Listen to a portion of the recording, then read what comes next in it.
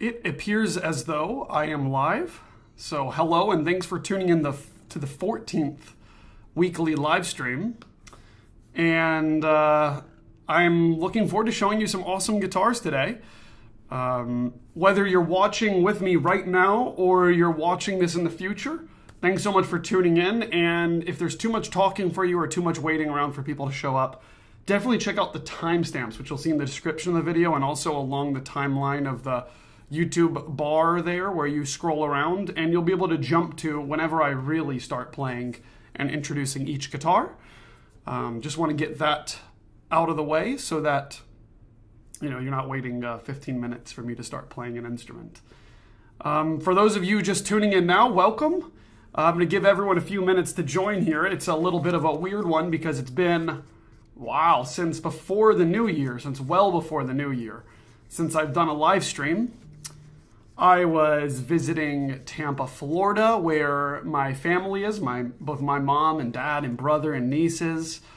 And that was a really great time. And then day after Christmas, I left for China, where I visited my wife's family and did some sightseeing. It was really, really fun. And I just arrived back 3 days ago. So it's been quite a whirlwind of a past few weeks. But I'm happy to be back in the groove of it. And what better groove to be in than the groove top of Adrian Heinzelmann. I wish I was going to start introducing this guitar now, but this is that's the construction of this guitar, which he's calling a groove top. It's kind of like a hybrid between lattice and double top, which he does with, I believe, a CNC machine, and we'll get into that shortly. But right now, I think there's only a couple of you here. And I think we're going to have a lot more here shortly. So if you have arrived and you're bored and you're snoozing, say hello. Grab yourself a cup of coffee. I've got a little bit left here. None to share with you all. But I've got some really cool guitars today to show you. Now, this is a higher-end guitar. It's a bit more expensive than the other two. But the other two instruments I have here are both $5,000 or less. And I think that is they're very, very appealing at that price point. So I'm excited to share those with you. The other two guitars are both Spanish guitars. So one from Granada, Spain, and the other one from Madrid. Vicente Carillo, the one from Madrid, and Antonio Raya Ferrer, which is a Granada-based luthier. It's a really fantastic guitar. And I think, I just bumped that one. Not something I want to do on stream. But I believe both are Madagascar rosewood back and sides. And really exceptional sets. I mean, maybe this is the episode of different beautiful guitar backs, because this one here is maple. And I mean, this flame maple is incredible. It's very light colored now. I mean, actually, certainly when I'm facing the lighting in this room, it's very light colored. But you see, if I pull it away and it's not in direct lighting, it's got more of a yellowish hue to it. And then the sides, there's also lots of flaming in. And just a quick mention, if you look at older guitars, I was actually just looking at this Kono, Japanese builder guitar from the 50s that has flamed maple back and sides. And it is just this orangish brown that looks incredible, like old violins, made of maple. I mean, it's just the flaming in it looks so beautiful after time. And I mean, I really wish I could just put goggles on or something and see what this guitar looks like in 60 years. And even in 10 years, this guitar's color will completely change. It'll be a lot less bright. And same with the spruce top, which actually has some cool bear claw in it. It's really a neat thing.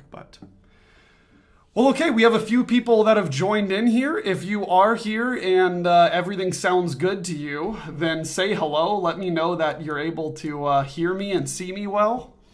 Or if you're not, let me know that too. I think we'll go ahead and get started here since we're 5 minutes into it. I hope you guys had a great new year and some nice holidays, with some more coming up. Maybe some of you are getting back to school or your kids are getting back to school. or that you just have some new goals for the new year with practice and improving on the guitar. So hope you're well into those habits. I'm definitely changing a few things over here, not just with the guitar collection business, but also with my own practice and routine. And it's really it's really been a nice start. I've been happy. Getting better sleep too. Wow, great. Robert here, who owns the Julian Chin guitar, which I had on the website and channel, says that it's still lovely, lowered the action slightly, even better. Man, yeah, right? It's crazy. But with action, sometimes lowering it even 0.5 millimeter, which, you know, when you look on a ruler, here's the D'Addario string action gauge that I use. When you look at what a millimeter is, it's so small. And 0.5 millimeter, I mean, it's like a thread, you know, it's like a hair almost. And you would think that we're being ridiculous when saying lowering it by 0.5 millimeter or 1 millimeter matters. But I've definitely noticed, I can tell, you know, that a millimeter, when you play so many notes, so many days, like every single day on the guitar, you notice, and sometimes it makes a big difference. And for that matter, sometimes raising it makes a big difference too. So, what's up, Dimitri? Hello, good to see you. Do you prefer tall frets or short? Wow, you know what? You know, this is great starting out with some questions that allows some other people to join too. You know, I have to say, in general, I prefer taller frets, but anything from medium to tall is totally fine by me. And sometimes I'm often shocked by my preferences, for instance. You know, a little story which I tell often is that one time I was playing on a friend's guitar. This was maybe 8-9 years ago. Really great guitarist named Riley Smith. He was an undergraduate guitarist in Milwaukee. I was studying with Rene Izquierdo there for my master's degree. And he had this older Dieter Müller guitar that had really low frets. And I loved how that guitar played. And I just felt like my left hand was so relaxed on that guitar. So the maker that, you know, I'm still working with all the time and play his guitars often, Stephen Walter, that I was currently playing, those are the guitars that I've been playing for the longest time. He always uses high frets, it seems. So I asked him, I was like, hey, you know what? I think for the next guitar, I'd really like low frets, because that guitar had low frets. That Müller guitar had super low frets. And I loved how it played. I thought the low frets was why I liked it. And so he said, sure. And, you know, I think someone else had just requested low frets. And so he's like, hey, if you want to come over, I've got a guitar that has low frets on it. So I came over, checked it out. And no, I preferred the other guitar he had there, my guitar also, that had higher frets on that instrument. So, you know what, to be honest, most of the time I leave it up to the luthier. If they feel their guitars are better with lower frets, then I'm with it. If they were to tell me, hey, I like the lowest frets ever possible, then I think I would probably say something. I do tend to prefer medium or high frets. How about you guys? Anyone here have an opposite preference, want low frets? I'll tell you what I feel are some of the good things and bad things about each. And I'm not sure of this, to be honest. If you fast forward and you see a live stream mine in another few months, it might change. But I feel that low frets, the contact with the fingerboard feels really good sometimes. Like you feel really humanized on the guitar. Like you're not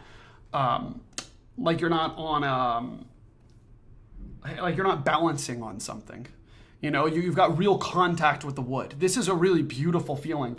And actually, I associate it a lot with playing a lot of really traditional guitars. I mean, older traditional guitars like Simplicio and Torres and these instruments.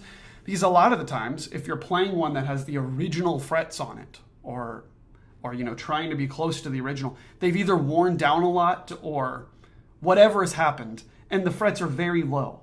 So there's this association in my mind with like traditional Spanish guitars. Yeah, so that is nice sometimes. And also, I think sometimes glissandos are easier with lower frets because you're not feeling as many interruptions. However, if you are not applying too much force, then it should theoretically feel really nice on either low frets or high frets. But there are some moments, like maybe you're in a bar chord. Yeah, maybe you do this, right? Oh, wow, I slipped off.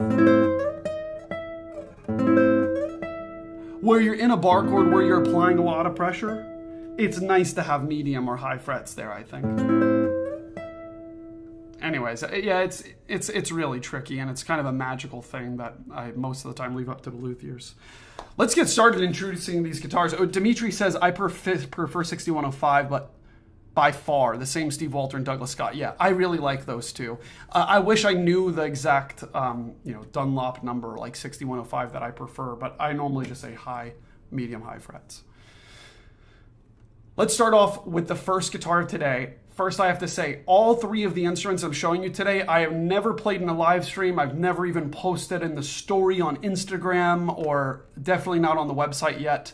I am backlogged by a lot. So if you're looking for a great guitar right now that other people haven't put dibs on, then now's a good time to write to me. So definitely go to the website and find my email address there, because right now is a really good time. It's right after the holidays. I just made one video yesterday, posted one video yesterday of the Yulong Guo guitar, which I have to answer emails about right after the stream, to be honest with you. I've got a lot of great guitars in around this room, like 2 cases there of guitars that aren't even being shown in this stream. But anyways, let's get started. The first guitar I'm going to show you is by the German luthier based in Berlin, Adrian Heinzelmann. Now, I've been a big fan of his guitars for a little while now, and I haven't even played one. I've only heard recordings. I've seen his social media, which is phenomenal. I mean, if you want to see a page of just beautiful work on guitar, almost like ASMR, just beautiful work, beautiful shots, check out his page. And his attention to detail with videos and everything he makes, I think is like a small percentage compared to the attention detail he does on his instruments. This is a perfect looking guitar. And I have to say, this Berlin school, I am so impressed by. All these guys that started out in Berlin, guys and girls, that started out in Berlin in this Berlin Luthiers group, are so impressive. I mean, their instruments share this characteristic of refinement and attention to detail. I mean, the polish is perfect on the instruments. All of the little details. You're not going to be looking at somewhere on the neck where it meets the body and say, ooh, that's a rough spot. That's okay. I mean, it was built by hand. There's not little things that you notice like that. It's just a perfect looking guitar. And in the most careful way possible, I could say it almost looks like it came out of like a machine, the way that it's perfect. It's not what I like to call a glazed donut, where you could tell it's just been like sprayed over it. Obviously, this is a French polished guitar, and there's so much attention to detail here, but it is just perfect looking, I have to say. Now, I'm going to take this tuner off because it ruins the design of what is a beautiful headstock with so much attention to detail that from a distance you may not notice, but it's a little bit striking. But up close, where you all are sitting from, it's got such amazing detail. I've got to block my face so that it focuses on this. Let me see it. Yeah. Take a look at that. Do you see that grooved pattern there down the center of the headstock that's like matte? It reminds me of some other German makers too, and also like the kind of intricate work that Simplicio did on his guitars. I know what I'm thinking of. Hernandez y Aguado. These headstocks where there's little, I don't know what you call, but little impressions some places. But yeah, anyways, it's beautiful. And a really, really unique design. You can feel the texture when you touch the center of that headstock. And then it has Barnett tuners, which are super, super smooth. You're looking at a spruce groove top, which is very similar to double top. I'll talk about that in a second. And maple, flamed maple back and sides, which is just a beautiful set of wood. Look at this. I mean, every side of it is incredible. And it catches your eye. I mean, when you're playing like this and you just catch a little glimpse of the flamed maple, it's so nice. Just a second to explain the groove top, and apologies in advance, I'm not going to do as good of a job as, for instance, Adrian would give, or it's also on his website. I also have to encourage you to check out the Orfeo. I'll put it in the chat. You know what? I'll put the link to it in the chat.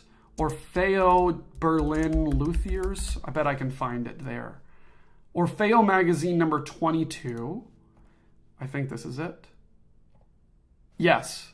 Okay, you have to look here. I'm going to put this in the YouTube chat, so you'll find that, the live chat. That is, what I just linked there is the article on Berlin Luthiery, and you'll see what Adrian says about this groove top and amazing, formerly Berlin Luthier, and now Heinzelmann. He says, let me see. My interpretation of the contemporary double top in lattice soundboard construction involves a combination of both methods. The top has a special grooved structure furrowed by a CNC milling machine. This structure is left open facing the inside of the guitar, and unlike double top construction, not enclosed by a second skin of solid material. Instead, a second layer. I glue a very light cedar lattice bracing to the rationale for the grooves. Sorry, I missed a line. Instead of a second layer, I glue a very light cedar lattice bracing to it. The rationale for the grooves is that they lighten the soundboard, while the bracing gives it the necessary stiffness. With my technique, the gluing surface is very small, which minimizes any dampening effect of the glue. Now, this is very interesting. I mean, there's a photo of it in there. It's going to describe it better than I do. But essentially, the single top has these grooves routed into it. So imagine a single piece of spruce with grooves routed into it that are going this way, and there's probably 100 of them or something. And then there's a very thin, like this thick, lattice bracing, that makes a honeycomb pattern that's glued on top of it. Now, what he mentions about the glue is a very interesting deep dive into double top design that I've spoken to many of the most famous double top makers about. Many of them believe one of the biggest problems that people have when building double tops is using too much glue. And of course, you want to use enough glue because you don't want the darn tops to separate and have problems. But if you use just a little bit too much, it dampens the sound of the guitar, makes it too dark, have no bright sound to it. And I don't want to really get into more than that because I'm speaking about things I don't really know. But he's avoiding this layer of glue, which is fantastic. So he says, with my technique, the gluing surface is very small, which minimizes any dampening effect of the glue. I've been using this groove top construction since 2014, so 11 years now, and I've been developing it ever since. Currently, my tops weigh much less than the traditional tops, since I can control the stiffness by shaping the bracing. They offer the same flexibility as solid soundboards. So, talk about a mixture between modern and traditional guitars here. Really cool. Let's hear this guitar. You guys tired of me talking or what? I just realized. So let me play this.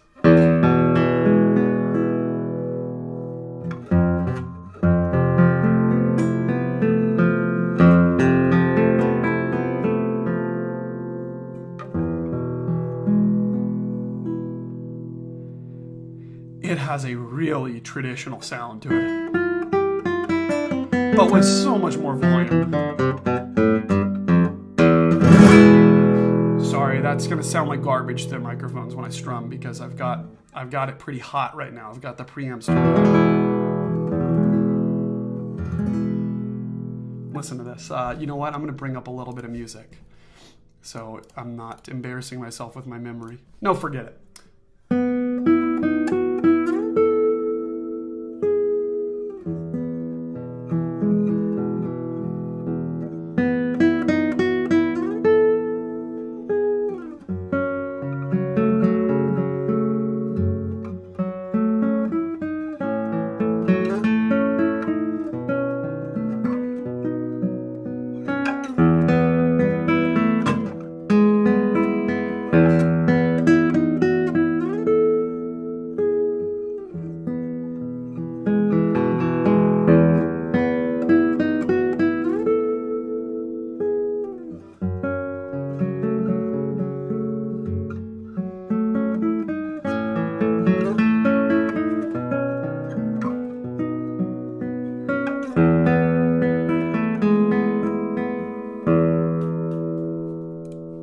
you guys think? How does that sound to you?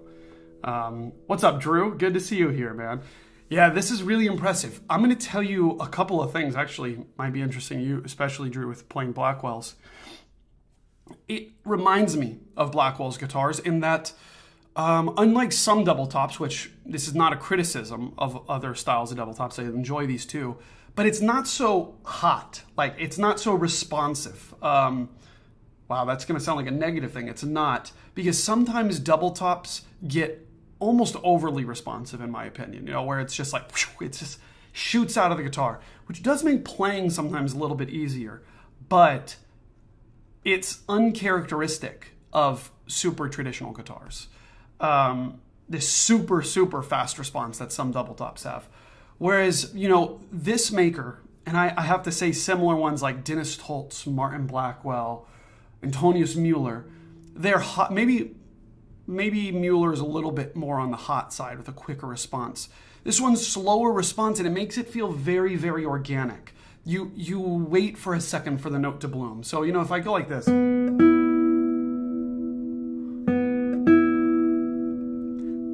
the sound after you pluck the note, it doesn't spike like this, for instance.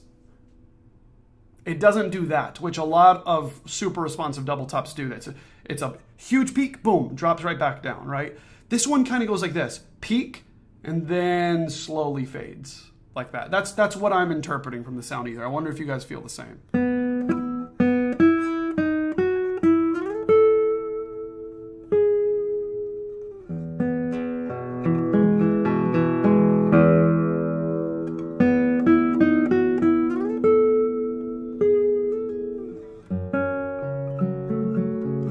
Sound of demonetization.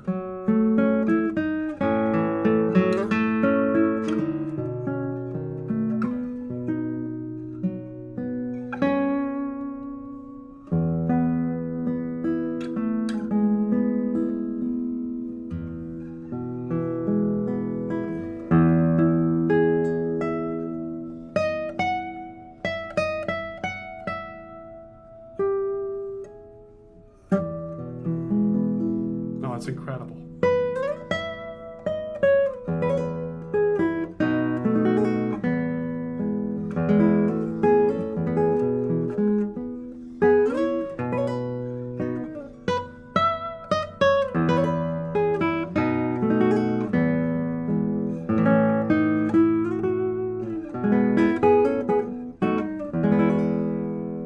It's so easy to play too. And sorry, the cat, his name's Buddy, by the way.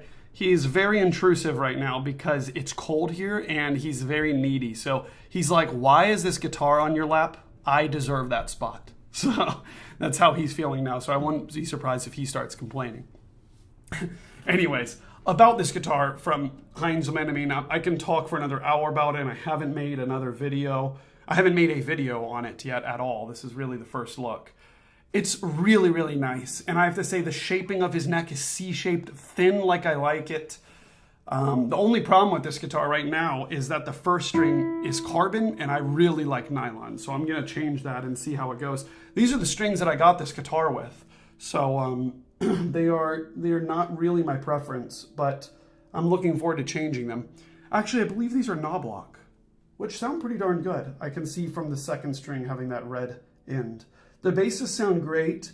The trebles sound good besides the first string, I think. And one other unfortunate detail about this guitar. This is unfortunate to me, but to others, this is a bonus, I suppose. And you don't even notice it. Like, look at this guitar. You see any problems with the top? I don't from this distance. But there are these protective covers on the guitar, which, let me bring it really close and not bang it up. You see that? They're like these, they're to prevent Raschiato marks. There you go. You can see it. Unfortunately, these are not the static type. They are semi-permanent. So a luthier might be able to remove it and just repolish the top a little bit so it doesn't, so it doesn't damage the fin or leave anything on the top. But you wouldn't want to peel this off yourself. So good news is you can absolutely go ham on this guitar, strum it, Raschiato, tap around on it, and not damage it at all. But the bad news is that it's kind of permanent. You can't just peel it off, which is a bummer to me, but hey, if you're going to be playing and not have to worry about damaging the top, it's pretty nice. Beatrix, good to see you. Yes, I'm stoked about this guitar. I got this one in right before I traveled, and so I played it for like 5 minutes. And now I'm getting to know it. You're seeing like some of the first notes on this guitar, and it's made in 2024. Oh yeah, Drew says it sounds great with a carbon first, which I usually don't like also. Yeah, you know what? Carbon first strings, knoblock, I feel like makes like the softest, most smooth sounding carbon first string, but I still don't like it on most guitars. I think nylon for me is the way it goes. I always use this D'Addario EJ45, and on some guitars, a Savarez, not Alliance, the Crystal. It sounds really great on some guitars and others not to me, but it does sound pretty natural though. You see, I get a pretty fat sound out of it. But you see something like, okay, this, perfectly warm for where I'm at on the guitar. I'll show you what I don't like, this. I can't get it to be sweet enough, and that's the carbon. See, I need to go like this, or something. I just can't get it. Right? And that's the problem with the carbon to me.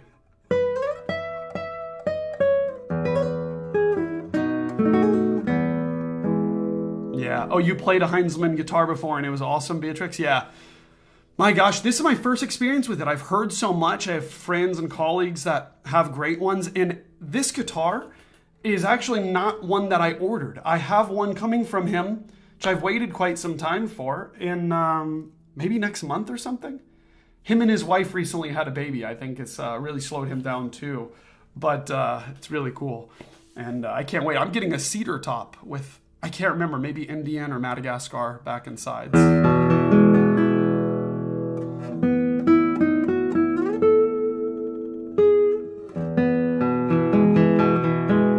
Oh, I love that sound. I love that sound too. No, I'm kidding.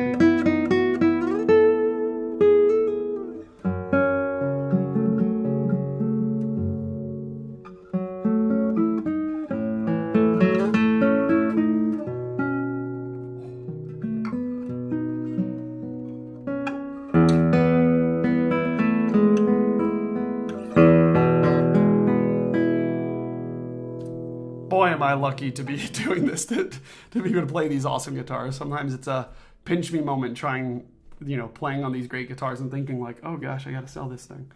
I got to let this thing go. Evan, what's up, fellow Evan and guitar maker Evan? You're living like my alter ego life or something, where I would be a guitar maker instead of a player and dealer, but I would love to do that someday. But good to see you, man. And guys, check out Evan Kingma Guitars. He's doing some really cool work, and I suppose I'll see one of his guitars soon. One of my students has one of his guitars on order, which is cool. It's actually, that's how I was introduced to his guitars. Beatrix, yeah. Sorry, I didn't shout out Beatrix's channel here, but I think it's usually because it works the opposite way. Beatrix has this huge YouTube channel of all this awesome educational content and also performances and showing her art in the background. Super wholesome. Super wholesome.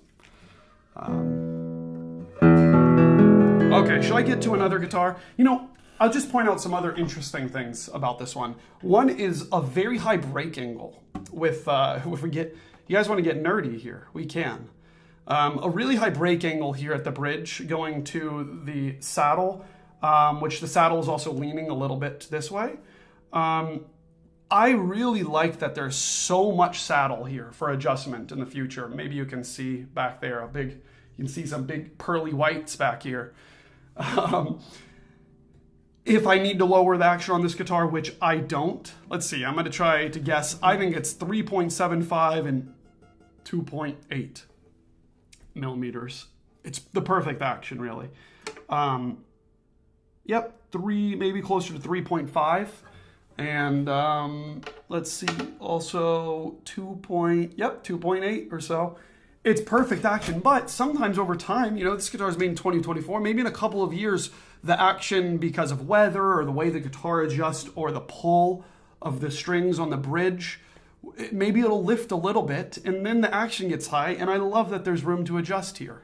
If you want to go a little bit lower, if maybe I sell this to someone who likes like a flamenco low action, or maybe has fingers that just don't work as well anymore, then they might want it a whole millimeter lower, and it'd be like for me that would buzz every single note. But it's an option, and I love that. Oh, that's a good idea, Evan. I have to say Evan Kingma, otherwise it sounds like I'm speaking in the third person like a total psychopath. But yeah, that would be cool to come build a guitar sometime. Beatrix says, how much does the action usually raise over time when you work with a new guitar? You know, I have to say it mostly happens from like, if you pick up a guitar that was just finished like a week ago or something. And by the way, it depends on what construction style the guitar is. Some guitars belly a lot, and you know, so like they come this way. And it's a function of the design. And luthiers will often send you home with a couple of different saddles so that over time when the action gets too high, you can slide in a lower one. That's a really nice thing that's done. But how much might it raise over time? I mean, I've seen well over a millimeter here. So at the 12th fret, like when you measure it. And fun fact is when the action is a whole millimeter higher here, that means it's 2 millimeters higher here. So actually, the really common way to think about this is you say, my action is too high. I want to lower my action. And you take your ruler, you know, here's a little D'Addario millimeter ruler. Which, by the way, buy a good one or one from a string brand, because I have a couple of others here that I bought online. This one's actually another D'Addario one, but I have one that I bought online. This one is no good. It's from Amazon, and you know, they're just cranking these things out. And it's just not as accurate. So buy a good one, maybe from Stu Mac or something. But the easy logic to think of here is if you need to lower your action by 1 millimeter here, you need to file the bottom of your saddle down by 2 millimeters. So, you know, you might think, oh, I just lower this a millimeter and it becomes a millimeter lower here, but it's 2 to 1 here. So 2 millimeters there, 1 millimeter here. And so it's really easy. You take the saddle off after loosening all of your strings, you mark along the saddle where 2 millimeters is, and then you file until you hit that pencil mark. So you can do it as simple as using like a really rough grit of sandpaper. Trying to see what the grit is of mine over there. I can't see it from here, but yeah, you can file it down holding a pair of pliers or a belt sander or whatever you might have. So, okay. Moving on, I'm getting emails here about guitars that I have for sale. So from someone that's here in chat. So that's kind of funny. I'll get to you, okay? Okay, let's move on. This was an Adrian Heinzelmann from 2024 with a beautiful, beautiful set of maple, flame maple on the back and sides. Let's move to the next guitar. What did I say was next? Vicente Carillo. This is going to be out of tune because I have new strings on it as of yesterday or maybe the day before. So a fun story. Well, let's talk about some other things about this guitar first. I'll introduce it to y'all. I'll take this tuner off the headstock so you can see the full design. This guitar is made by Vicente Carillo, a Spanish maker. Totally traditional guitar, bracing, no double top or lattice bracing in this bad boy. It's huge. I have to say the body of the guitar is very big. No, not like the scale length of the guitar, but the body of the guitar is very big. It feels Ramirez inspired, and it likely is because it's a Madrid maker. Also, Ramirez is a Madrid maker. This is his Gabriela model. And like many makers, they've got different names for their models, which get confusing. It's like, oh, they're concert, they're chamber concert, they're, you know, double top, they're concerto model. This one are names, so don't forget the name Gabriela. That is what this one is. It's a very traditional guitar with a huge voice to it. It's got Madagascar rosewood back and sides. Just look at that. It is beautiful, and I'm trying to get it to where you can see it without tons of reflection. Say hello. Okay, and then a cedar top. Very nice action on this guitar with lots of room to adjust. It was made in 2008, so it's very broken in. It sounds great. But you know what?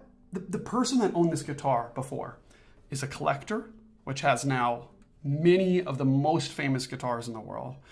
And this was the instrument that they first got introduced to like the realm of high-end classical guitars with.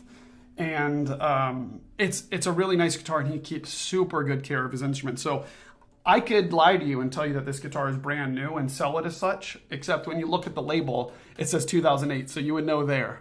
And of course, I wouldn't lie about that. But listen to this guitar. I have to say, it sounds also very similar to Paulino Bernabe. Huge sound with this real Spanish depth to it. My cat is digging through the cabinets. Listen to that just hum.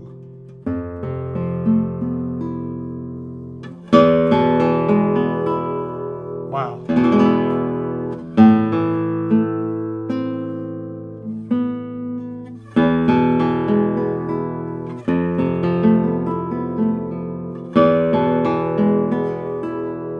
It's really fun to play.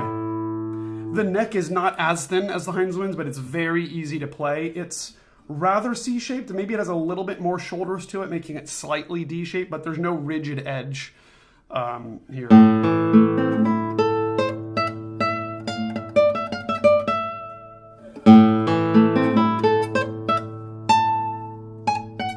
Oops.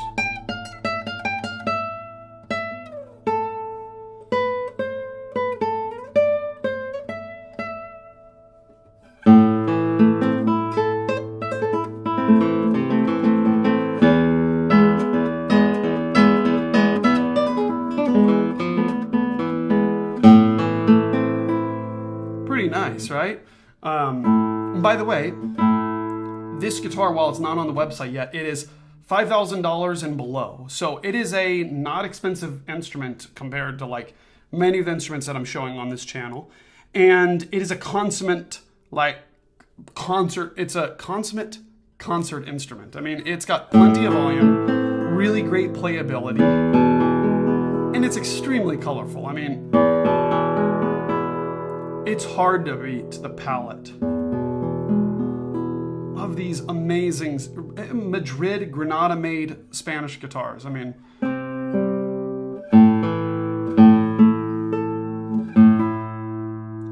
now I'm a huge believer in modern guitars, double top lattice and otherwise, and modern traditional makers.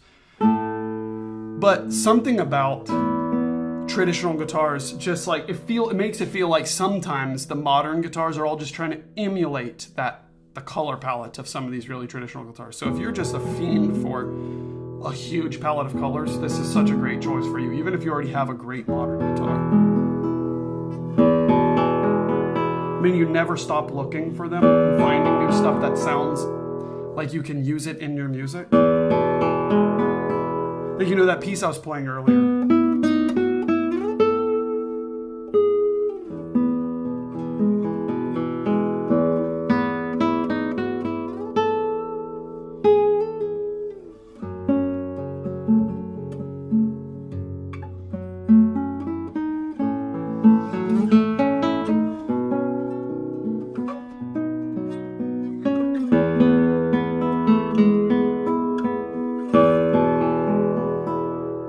It just invites you to just explore everywhere. I mean, you even saw me go here, which was getting ridiculous.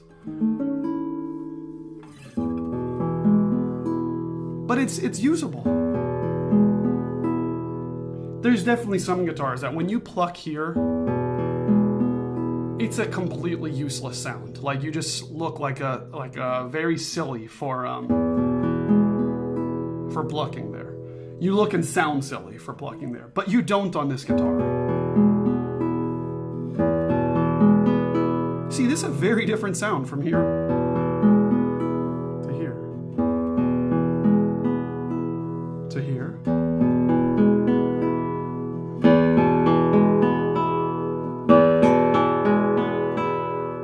It's a huge palette. I really like this guitar. The tuners are, I don't know, something kind of cheap. So if you got this guitar and you wanted to treat yourself, you could get yourself a nice pair of higher end tuners. I am a tuner snob. It's like the coffee snob version of guitars, but I like nice tuners. So we mess with them a heck of a lot. I say un rule rules. Yeah, that's right. That's such a fun piece. Wow, nice, beautiful playing.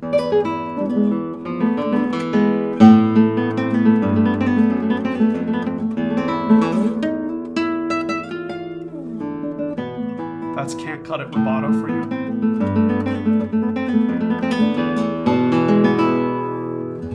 And then cheap out with making a cadence.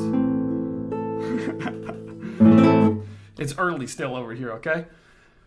Okay, so this was a first look at a guitar, I was going to say by Paulino Bernabe, sorry, by Vicente Carillo from 2008, Gabriela model. And wow, it's really beautiful. Madagascar rosewood back and sides makes it a real gem to look at too. And just a sound that is very malleable.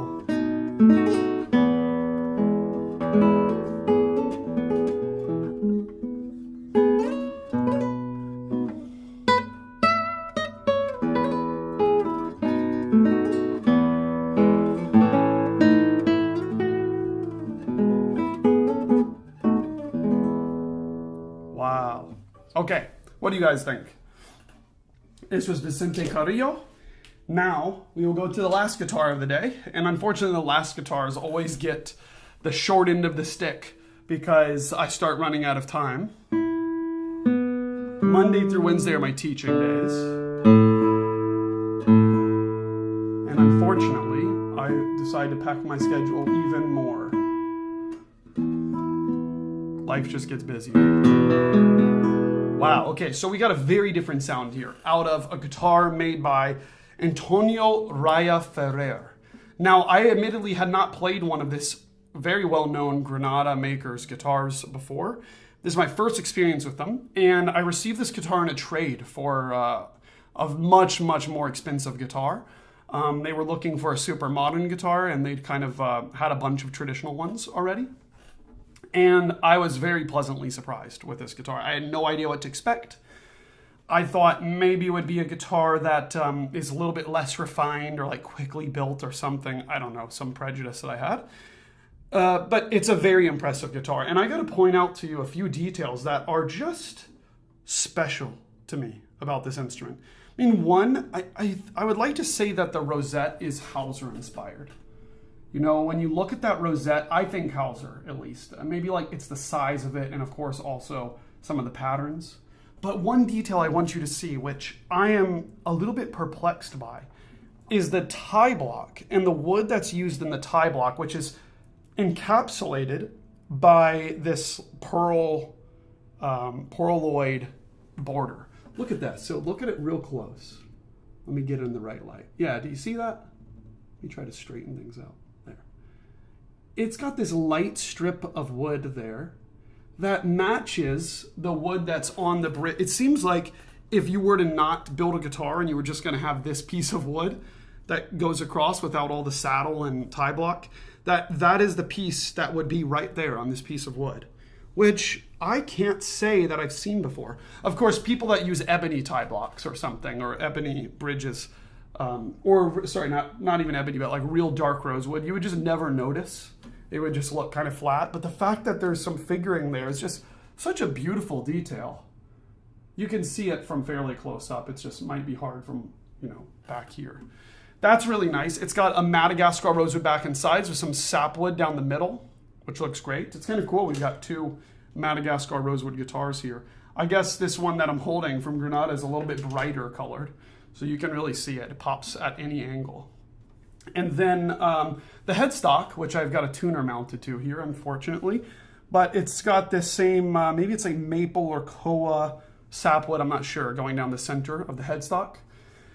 And this guitar is lighter weight, significantly, than the last guitar I showed you here. And the sound is this way too. It's a little bit more poppy and aggressive, which is neat. Yeah, it's maybe a little bit brighter, but also has deeper basses.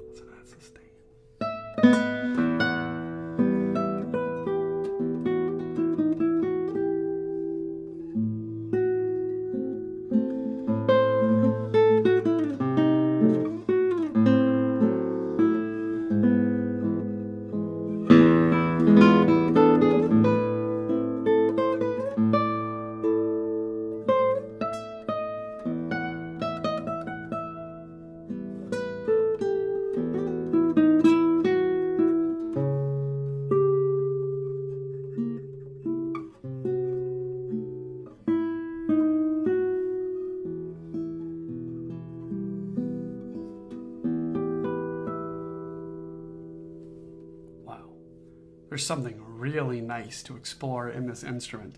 It's very sensitive and very temperamental. I mean, where you place your hand or where you decide to get these notes from, or what stroke you decide to use. I feel like if I did a free stroke here, it would be too bright.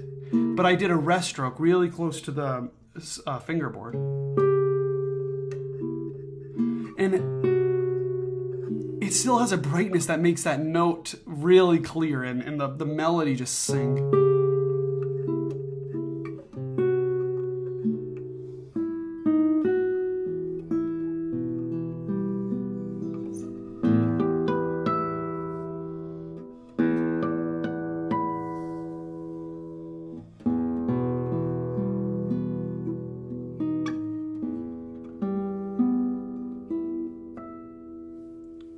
How about that? And how about that, the fact that neither of the three guitars I showed you today are even on the website, and I haven't made a video of them. This is dozens of hours of work for me to make videos on each of these guitars, but I'm going to do it, and there's still more. I need to make a video on this Dake Traphagen guitar, and I don't even know. Lots of things behind me here that are fantastic. But I thought maybe some of you might appreciate me going through these all in the same video. And you know what? After the fact, when there's some timestamps, you can compare them. So let me play something I played on the other two guitars.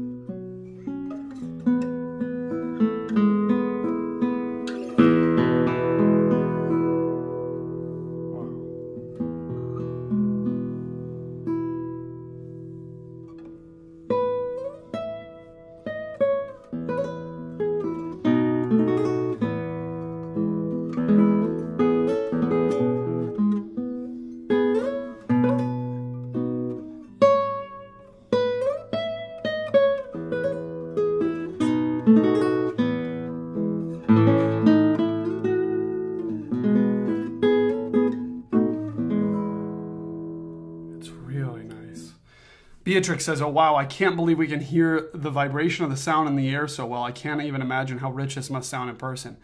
Yeah, thanks. I'm glad you can hear these things over there. And you know, it's on a live stream, so this audio quality isn't nearly as good as if it was an actual video, I think at least. Honestly, I haven't gone back and watched a lot of these live streams again, so I should check in on how the sound quality is. But, yeah, you know what? I noticed it here, this,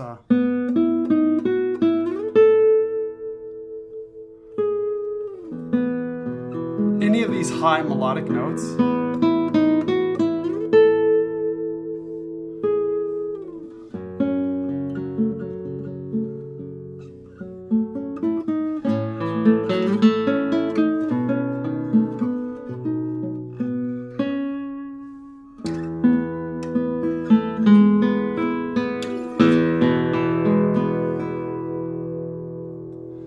Don't worry, I've got a hacker on the other side that's just editing the audio like in real time. No, I'm kidding. It's right now I'm going through Streamlabs here, and I do have my stereo pair hooked up, and they're completely spaced 100% on each side. The scale length of this guitar is 650, I believe. Time to check. I've got a little ruler ready here. It feels like 650. But the neck shape is very round and small. Yeah, it's 650 scale. So, by the way, these are great for measuring scale length. These little tape rulers, like, you know, for like measuring your waist or something if you're getting clothes made for you or something. But for something like nut width, that's like between 1 mil, like, okay, for instance here, if it was 640 scale, this thing would have to be off by 10 millimeters for me to get that wrong. But for something like the width of the nut, you cannot tell with these things. I mean, if I pull a little bit harder, then the nut becomes 1 millimeter wider, you know, so it's just not that accurate. See, if I'm measuring this here, I would say the nut is 51 millimeters. I think it probably is 51 because I was being careful, but if I pull out, I wonder if this is the broken one. Let me see, I've got a metal one here. Yeah, this electronic gauge to check the nut width, then this is what's gonna be most accurate, and it's 52. So see, that thing was telling me 51. This is clearly 52 millimeters. It's right on the dot at 52. So yeah, if you're measuring things like nut width, make sure it's with a good one. By the way, buy cheap, buy twice. The rule with these is that I got a plastic one before, and same thing. If you pressed a little bit too hard, it changed how many millimeters it was. You got to get a metal one, and they're not expensive. There might have been like $20 or something. Anyways, this is Antonio Raya Ferrer, and he is a Granada maker. Man, this guitar smells good. It's made in 2013, so it's had 12 years under its belt here to become what it is today, and boy, does it have a big sound. And it's got a low main air resonance too. Let's see what it is. Whoa, never mind. Oh no, okay, so you know, sometimes when it's one of the harmonics, you get the impression that it's really low, but this is actually an A. Whoa. Yeah, you know what? This is so strange. Can you guys hear this? Turn up your speakers. I promise I'm going to talk quieter so that I don't scare you here. And by the way, there's a lot of people watching now, at least for my stream. Say hello. Where are you from? Where are you tuning in from? And is this interesting? Is there something I could do better that would be more, I don't know, more interesting for you? Besides tapping on the guitar and trying to let you hear these sounds. Listen for E and A, right? So listen for this note and also this note. Listen for both of those. I'm going to get really close and tap. Can you hear that?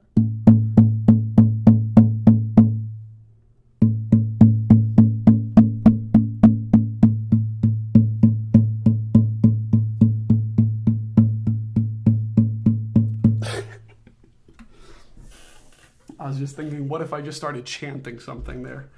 And just this stream ended in some strange tribal chant while I was tapping on the guitar. I hear E and A. Dum bum. It's two tones there. Dum bum. So that's why I was getting tricked by being a low main air resonance. I have to say, for the most part, I hear A. It's a little bit stronger of a fundamental, but you hear the E in there too, the root and the fifth. She says, okay, so I have no idea what this means, but I'm stoked. Yeah. Okay. Everyone grab your guitars that you have in your room. And maybe no one has a guitar next to them, or someone's at work and they don't have anything to tap on, but do this when you get home. Tap on the bridge of the guitar with your flesh of your thumb, not the nail, and mute the strings. Now this is important. You can't have the strings ringing. You can't go. You hear now, you're going to hear all the open strings of the guitar. You got to mute the strings with your left hand, but do not depress them either. There's all these rules. Don't like press one of the frets, because then you're going to get a little bit of this, whatever this is, a D here, right? Tuning in from school in Austin. Get back to work, Jaden. Good to see you. You're enjoying the tapping? That's funny. That's great. Awesome. Welcome, man. Good to see you. Jaden's a great young guitar player who's on the rise for sure. So, okay, this is, don't depress any strings, tap on the guitar, and then bring your ear over it. Because if you're from behind it, it's actually very hard to hear. You got to get up in front of it. And when you tap, make it strong, but quick. You can't go like this, right? See, if I leave my thumb down for a little too long, you get no pitch. It just mutes right away. So you got to make it like a drum, like if you're playing on a timpani or a bass drum or something, right? You can't leave the mallet on the head, right? Tap the guitar and listen for a sound. Now here, if you can hear dum bum, E and A, let me tap on another guitar. Remember, that's dum bum. Here's the Heinzelmann. What do you hear?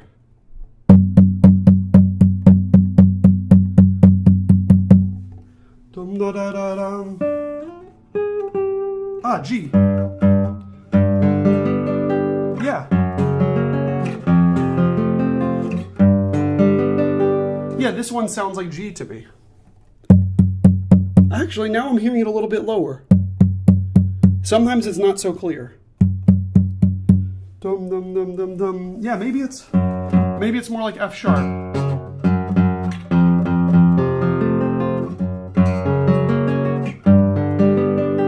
It's very interesting, somewhere between F and G. That's oddly, F is so resonant that's leading me to believe it's actually F. F, F, F.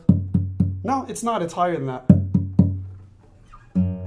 Yeah, it's somewhere between F sharp and G. In fact, some luthiers really believe at making the main air body resonance of the guitar not on an exact pitch, because then you get wolf notes out of that, which are really short notes that are overly resonant, basically, on the guitar. So it's kind of good when it's a mystery and when you play the guitar what the main air resonance is. Now let's move over to the Carrillo. Let's see what this is. Another different note.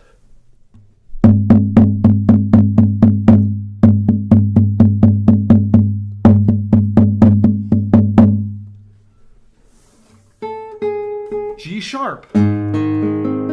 By the way, if you want to confirm your thoughts of what the main air resonance of your guitar is, you can then play like a major bar chord on that note, or even just the note itself.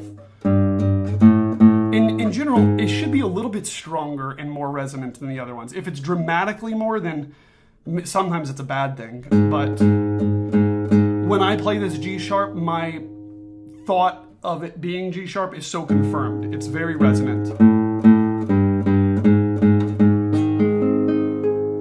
So anyways, yeah, Beatrix, thanks so much for tuning in. It's been lovely to have you here. So enjoy. And everyone check out Beatrix's channel. It's amazing. So hello, Hugo from Dallas. Oh, from Dallas, Georgia. I didn't even know there was a Dallas, Georgia. Dallas, Georgia. What is that near? Okay. Whoa. Okay. Oh, you're just outside of Atlanta. Got it. Or Marietta, really. So that's cool. Nice. Okay. Is that a popular place to live in Georgia when you want to be outside of the crazy city and all the ridiculous traffic?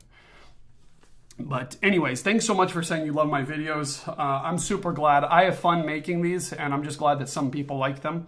And the last part of this video was really just showing you main air resonances on the guitars. But today, I have shown you 3 guitars that are not on the website yet. No videos have been made on them besides this one right here. This is, besides this live stream, I mean.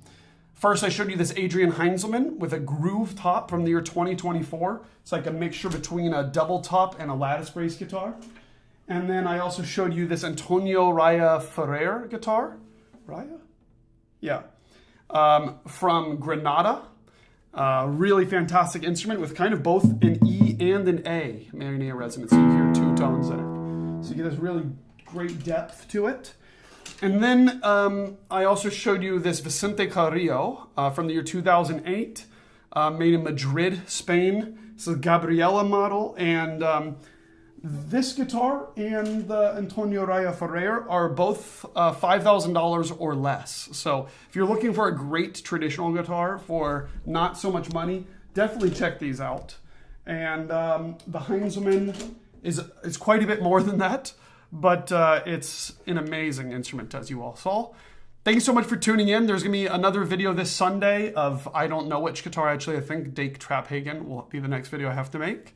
And if you're interested in any of these, write me an email. Or if you have a guitar you're looking to sell, or you just want to say hello, then do that, and I will try to get back to you soon.